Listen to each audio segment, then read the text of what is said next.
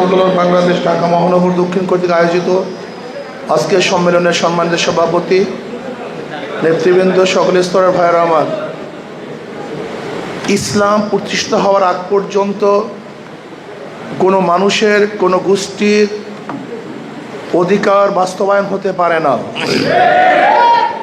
ইসলামই একমাত্র মানুষের অধিকার বাস্তবায়নের জন্য দুনিয়াতে এসছে। আপনারা জানেন, মুসলমানদেরকে আল্লাহ পাক বের করছেন উখরিজাত লিন্নাস, গোটা মানুষের সাহায্যের জন্য, গোটা মানুষের পাশে দাঁড়াবার জন্য, গোটা মানুষের অধিকারকে বাস্তবায়ন করার জন্য। যেই সময় আরবের মধ্যে গোলামদের কোনো অধিকার ছিল না, ইসলাম আসার পরে গোলামদের অধিকার প্রতিষ্ঠিত করেছে। যেই সময় শ্রমিকদের কোনো অধিকার ছিল না, ইসলাম দুনিয়াতে আসার পরে শ্রমিকদের অধিকার বাস্তবায়ন করেছে। যে সময় মহিলাদের কোনো অধিকার ছিল না, ইসলাম আসার পরে সবচেয়ে বেশি মহিলাদের অধিকারকে প্রতিষ্ঠিত করেছে। যেই সময় গরিব মানুষের অধিকার ছিল না, ইসলাম এসে গরিব মানুষের অধিকারকে বাস্তবায়ন করেছে।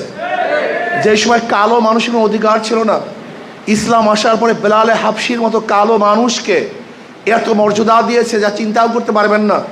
বেলালে হাবশি হাটে জমিনের মধ্যে, পায়ের আওয়াজ আরশের মধ্যে। ইসলাম আসার পরে প্রত্যেকটা ধর্মের মানুষকে অধিকার দিয়েছে।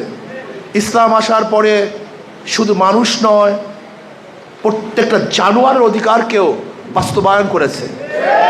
ওমর ইবনে খাত্তাব রাদিয়াল্লাহু কি বলেছেন, আমার খেলাফতের আমলে ফোরাতের কুলেও যদি একটা কুকুর না খেয়ে মারা যায়, আমি ওমরকে জবাব দিতে হবে। আপনি চিন্তা করতে পারছেন, শুধু একটা বাক্য, যেখানে একটা কুকুরের খেয়াল মুসলমান নেয়, সেখানে আশরাফুল মাখলুকাতের অবস্থাটা কি? আমি বিশ্বাস করি, যদি ইসলাম হুকুমাত কায়েম হইতো, তাহলে আজকে এই রাস্তার মধ্যে যেই সমস্ত বাচ্চাগুলি, যেই সমস্ত মহিলাগুলি, যেই সমস্ত ব্যক্তিগুলি খোলা আকাশের নিচে ঘুমায়, ইসলাম হুকুমাত আসলে একজন মানুষকেও খোলা আকাশের নিচে ঘুমাতে হতো না। ইসলামী হুকুমাত হতো। আপনারা দেখেছেন, আমাদের আশরাফুল মাখলুকাত, সৃষ্টির শ্রেষ্ঠ জীব, হাজারো বাচ্চারা তারা নেশাগ্রস্ত অবস্থায় এই পল্টনের এরিয়ার মধ্যে আছে। ইসলাম হুকুমাত আসলে ওই সমস্ত আশরাফুল মাখলুকাতকে ধরে ধরে বড় বড় শিক্ষিত করার ব্যবস্থা নেওয়া হতো। আপনি দেখেছেন, হাজারো মারা ছোট বাচ্চাদেরকে কোলে নিয়ে ভিক্ষা করে। ইসলাম হুকুমাত হলে তাদেরকে ছোট বাচ্চা নিয়ে ভিক্ষা করার প্রয়োজন হতো না, বরং মুসলিম সরকার তাদের ঘরে গিয়ে খাদ্য পৌঁছাইয়া দিত। যেরকম ওমর ইবনে খাত্তাব রাদিয়াল্লাহু তাআলা আনহু সেই মরুভূমির প্রান্তে শিশুদেরকে, মহিলাদেরকে নিজের হাতে খানা পাকিয়ে তারপর খাওয়াইয়েছেন।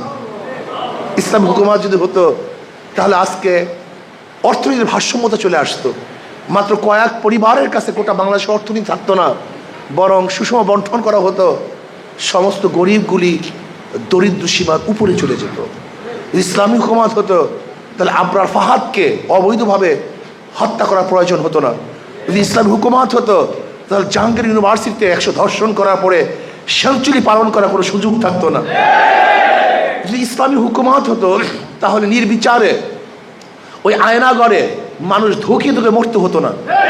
যদি ইসলামী হুকুমাত হতো, তাহলে প্রত্যেকটা মানুষ তার অধিকার এমনভাবে বাস্তবায়ন করতো, ঋষি, কামার, মজদুর, মেহতর, চাষি, সমস্ত মানুষ সাম্যতা, আশরাফুল মাখলুকাত সবাই সমান, তাদের সমান অধিকার ভোগ করত। কাজেই ইসলামী শ্রমিক আন্দোলনকে অনুরোধ করব, ইসলাম কি জিনিস, ইসলাম আসলে ফায়দা কি, লাভ কি, উপকার কি, এর সমস্ত মানুষের সামনে বুঝাবার চেষ্টা করুন। যদি বুঝাতে পারেন, তাহলে ইনশাআল্লাহ অবশ্যই মানুষ ইসলামের পতাকা তলে আসবে, সমস্ত মানুষ শান্তিতে বসবাস করতে পারবে। আল্লাহ আমাকে, আমাদের সবাইকে কবুল করে নেন।